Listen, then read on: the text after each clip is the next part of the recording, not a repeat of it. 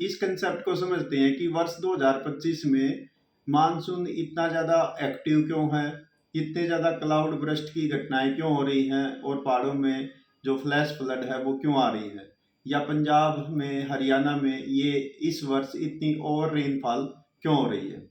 तो सबसे पहले हमें इसके लिए समझना पड़ेगा जो मानसून का कंसेप्ट है वो। तो आओ वर्ल्ड मैप के माध्यम से इसको सीखते हैं। देखो सबसे पहले क्या होता है कि जून के महीने में जब जून होता ना, तो जून में सूर्य चमकता है यहाँ पर ट्रॉपिक ऑफ कैंसर पर, यानी ये जो एरिया है यहाँ पर एक ट्रॉपिक ऑफ कैंसर कर्क रेखा पर चमकता है। इस कारण से क्या होता है, यहाँ पर सूर्य की किरणें सीधी गिरती हैं, जिसके कारण यहाँ पर बनता है लो प्रेशर।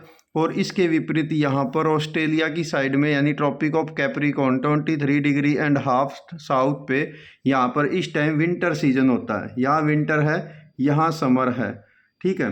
तो यहाँ पर विंटर होता है तो यहाँ हाई प्रेशर है और उसके कारण से यहाँ पर विंड्स जो है वो इक्वेटर को यानी इक्वेटर लाइन को पार करके वो इंडिया की ओर आती हैं और कोरियोलिस फोर्स के कारण से इनकी डायरेक्शन बदल जाती है। अब सबसे अनुकूल परिस्थितियाँ क्या होती हैं, एक होता है एल नीनो, ठीक है।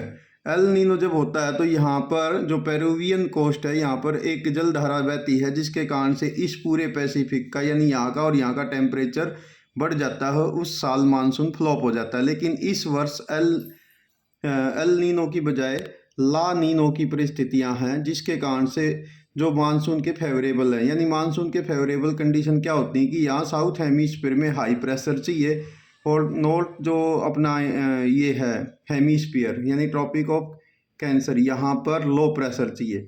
तो एक तो ये परिस्थितियाँ इस वर्ष बहुत अच्छी बनी हुई हैं, उसके पीछे है ला नीनो की परिस्थिति।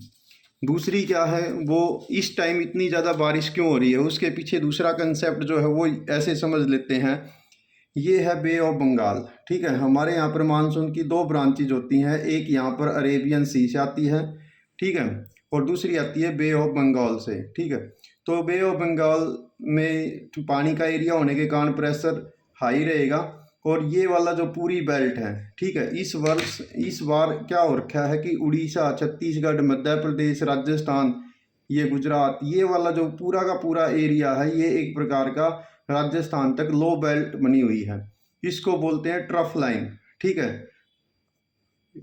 ट्रफ लाइन इसको बोला जाता है और जो मानसून है वो इसी को फॉलो करती है। तो इसके कारण से मानसून की जो ठंडी हवाएं हैं यानी जो बे ऑफ बंगाल है यहाँ से खूब ठंडी हवाएं लगातार नॉर्थ की ओर आ रही हैं, वेस्टर्न इंडिया की ओर, ठीक है। तो एक तो कंडीशन होगी ये, तो ये बहुत अच्छा है अब की बार।